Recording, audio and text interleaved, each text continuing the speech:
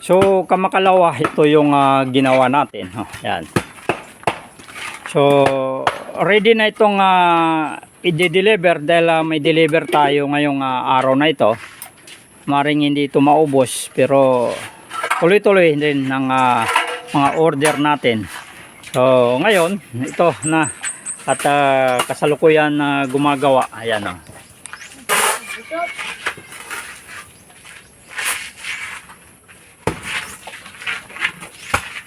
Ayan. Kunting pokpok. Yan.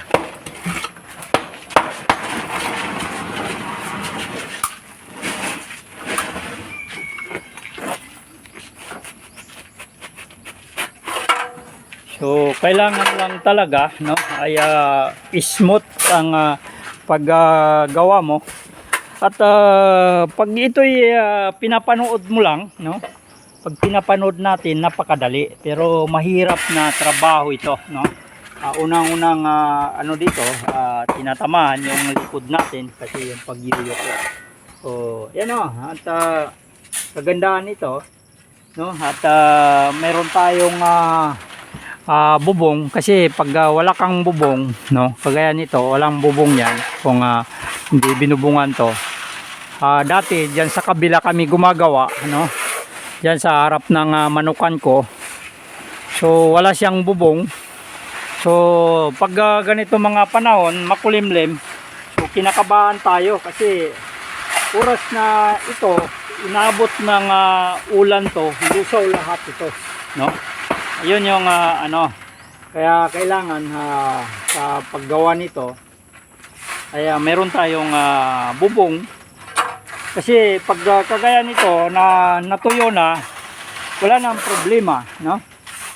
Ang problema lang natin pag ganito na bagong gawa kasi kunting ambon lang dito, malulusaw na ito, no? Kunti lang na ulan, nalulusaw. Kahit na sisyo na manok, pag bumapo dito ay mababasag siya kasi basang-basa pa, hindi pa siya tuyo, no? Pero pag natuyo na yan ay kahit na ano, tigas at minsan ano lang to, pag deliver na pinapasa-pasahan lang, ganun, pinatapon-tapon lang. So ganun po katibay. At kikita po naman ninyo, no, maputi siya. Yan. Namumuti siya. Ibig sabihin matapang na matapang pa yung simento, no. Yan.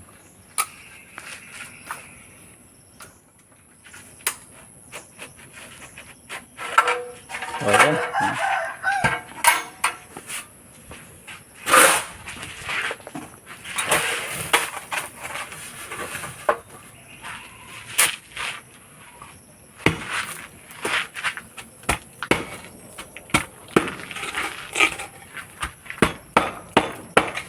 Yan.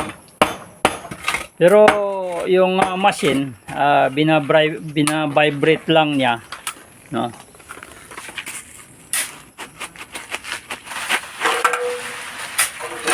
Yan.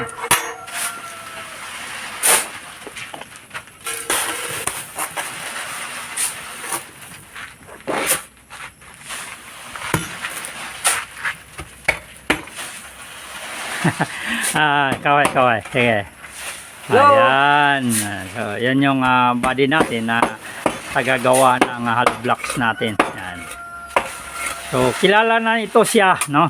Sabihin mo lang ang pangalan niya sa mga dinideliveran. So, kilala na nila na kung sinong gumagawa. Yan. So, ito naman, no, halo uli. Yan. So, yan yung proseso, no, yan.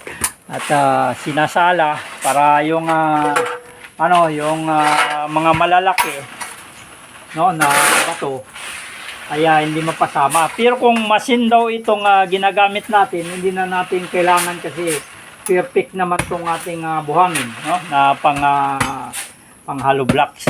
Yun nga lang kasi kaya-kaya nung machine i-vibrate, no. Pero itong ginagawa na ganyan, mano-mano, so kailangan lang talagang masasala mo na. Pero itong ano naman yung natitira, yung napagsalaan, kagaya nito, so nabibinta pa natin nito ng may kamahalan na, no? Yung buhangin, 600 pa lang yung bigay natin dito sa baryo. Pero pag doon sa may kalayuan na, papatong na tayo ng charge.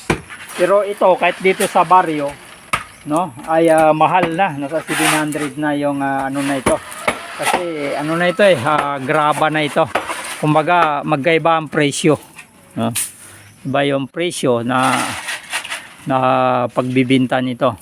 Pero kung kagaya niyan, yung buhangin lang, so dito sa baryo walang charge, 600, no? So nagkakatalo na lang pag dinideliver natin. Siyempre gumagamit tayo ng sasakyan at kailangan niyang maggasolinaan, kaya doon tayo nagpapatong ng although dito sa baryo gumagamit rin, pero malapit lang, hindi tayo kumukonsumo ng maraming gasolina. Yan, no? So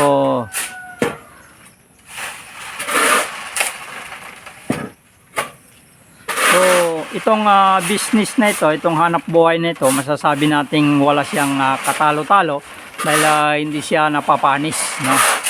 So pag umabot ng isang buwan yan, lalong gumaganda yung quality niya at lalong tumatagal, no? Lalong tumitigas. So hindi naman tayo inaabot ng ganon, no? Hindi tayo inaabot ng ganong katagal kasi ito nga lang, itong ang inaantay lang natin dito yung mapatigas, no? Pag inabot ng tumigas ito, deliver na kagad. Hindi na siya inaabutan pa ng ilang araw, ilang buwan. Basta inaantay na lang yung mapatigas to. Kagaya ngayon, nakaabang yung ano natin, deliver natin ngayon. Inaantay lang natin yung tumigas to. At yung order sa atin na may bayad na ay sold out na. Yung may nagbigay na ng paunang bayad, 10,000, no? Pero hindi pa natin na-deliveran yon kasi kulang tayo.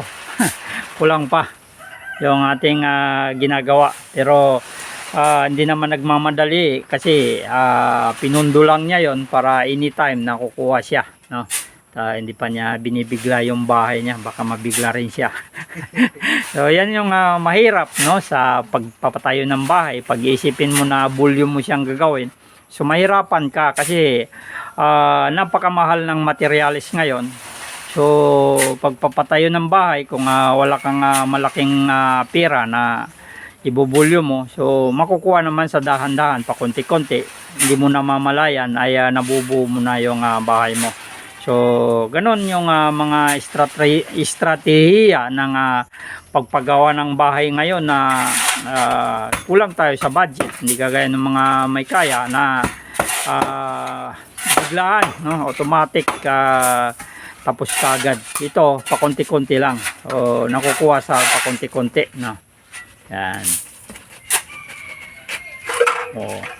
Diba?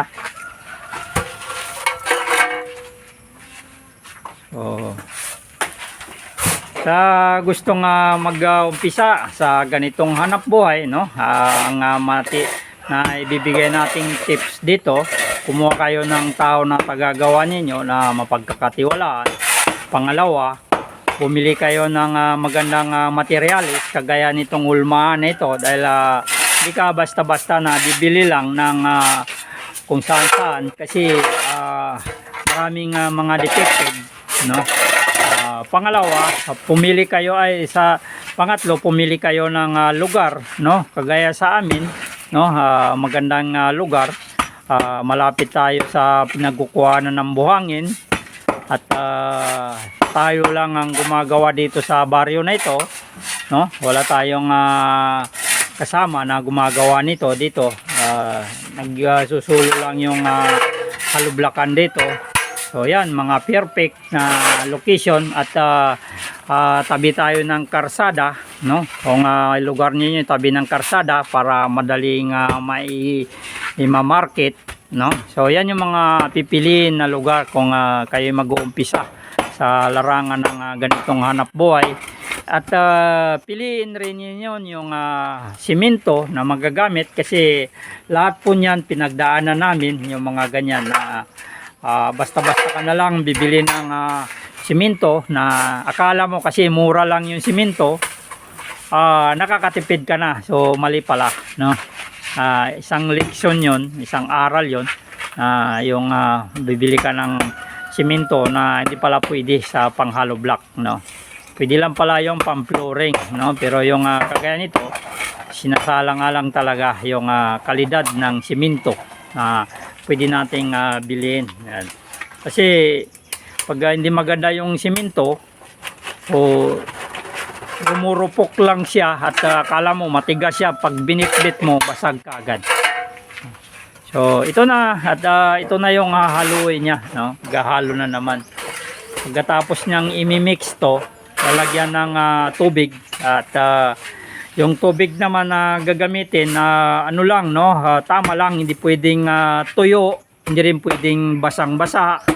So kailangan talaga sakto lang talaga yung tubig kasi hindi naman tatayo yung hindi siya mabubuo pag basa, no? Nalulusaw rin siya.